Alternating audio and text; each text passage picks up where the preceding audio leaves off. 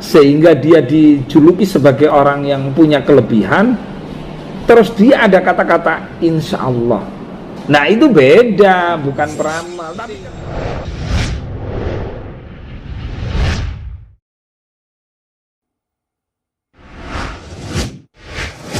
Jadi begini, kita harus berpegang teguh kepada Al-Quran, Al-Hadis. Kalau di NU ada ijma, ada qiyas, kan gitu kan.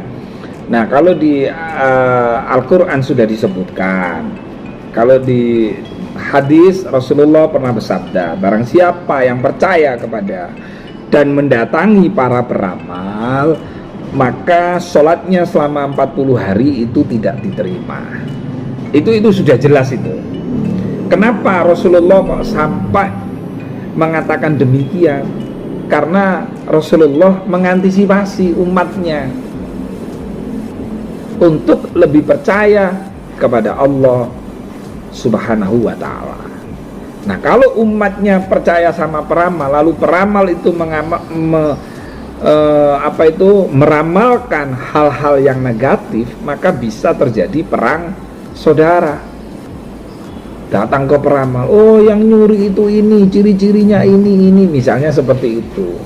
Makanya Rasulullah wanti-wanti untuk tidak mendatangi dan tidak percaya kepada peramal.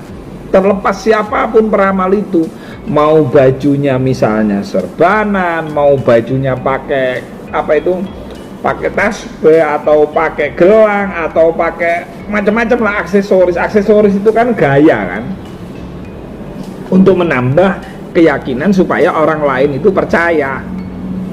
Nah maka caranya begini, nggak usah didatangi, cukup buat hiburan aja. Kalaupun ingin datang, sifatnya hanya untuk hiburan saja, jangan diyakini.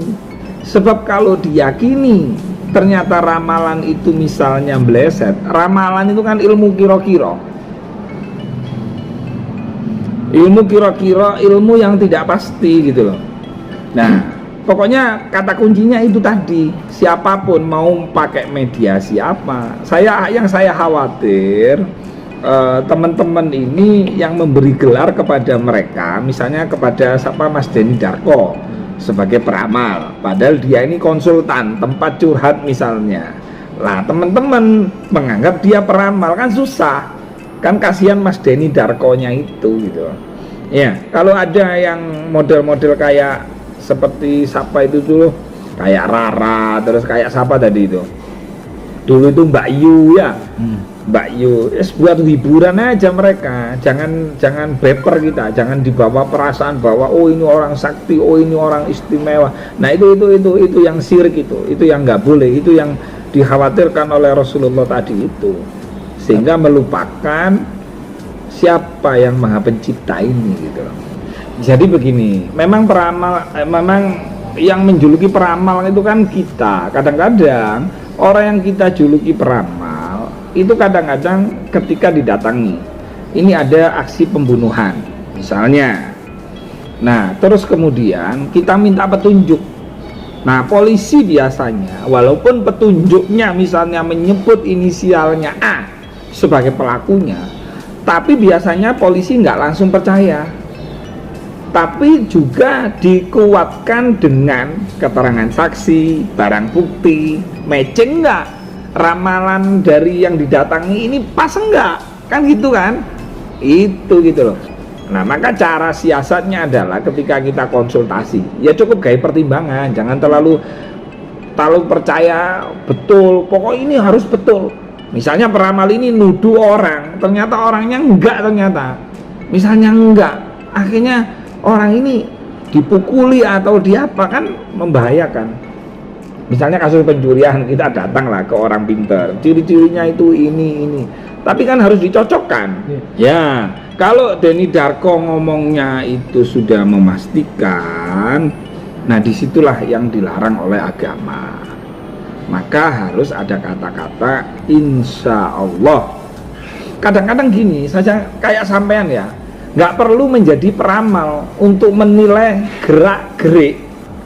Sampean punya teman tuh, sampean punya sahabat, ini kok selalu ketemu, ini kok selalu neraktir, ini kok selalu saling tolong menolong, maka sampean akan beranalisa, kayaknya ini jodohnya deh, kan seperti itu gitu loh.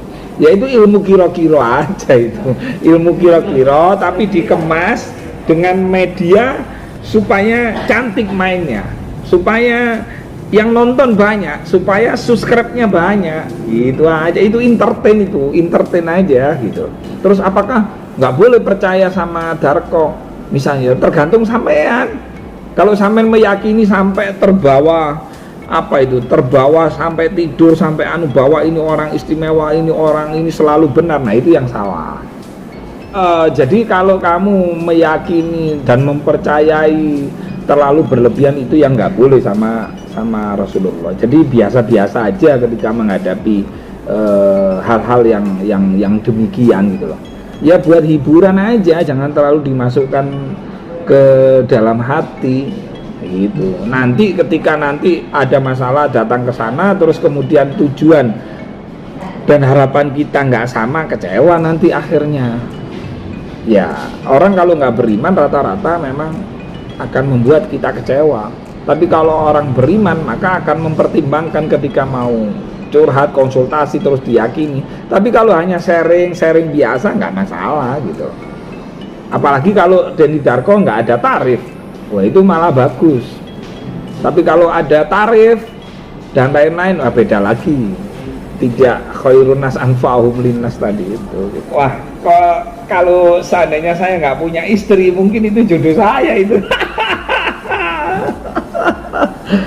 Itu ya kita doakan aja lah. Saya nggak mau nebak-nebak. Sebenarnya gampang kok menganalisa. Karena ini kan di dunia entertainment. Kadang ada kepentingan subscribe, ada kepentingan YouTube, jadi dibuat skenario kan seperti itu kadang-kadang kan.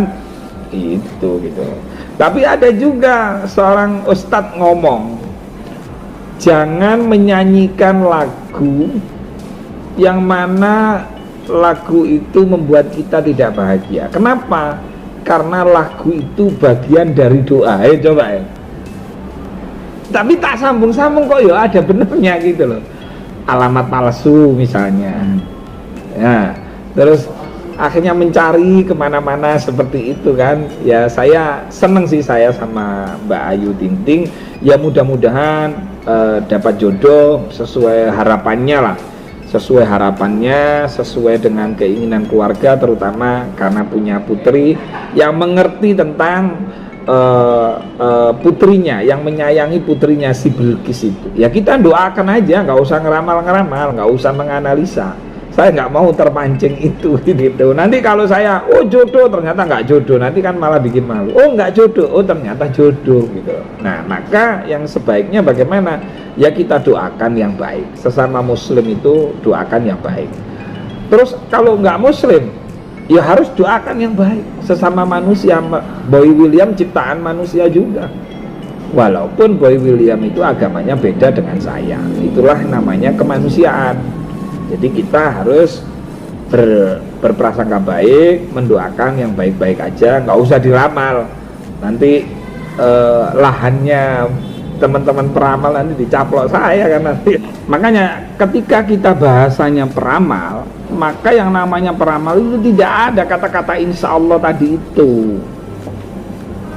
Nah, yang ada kata-kata insya Allah biasanya itu kan ustadz, kiai, habaib, atau orang biasa misalnya, orang biasa tapi dia dikasih kelebihan oleh Allah, mampu mengkalkulasi, mampu menganalisa keadaan sehingga dia dijuluki sebagai orang yang punya kelebihan. Terus dia ada kata-kata insya Allah. Nah itu beda, bukan peramal. Tapi ketika tidak mendahului Allah, ya, tidak mendahului Tuhan, monggo jenengan ikhtiar dulu supaya tidak terjadi seperti apa yang menjadi analisa kami. Tapi itu tadi insya Allah, gitu kan. Nah jadi tapi ketika memastikan dengan media misalnya kartu, terus orang itu membuat percaya, membuat ketakutan, itu yang nggak boleh gitu loh.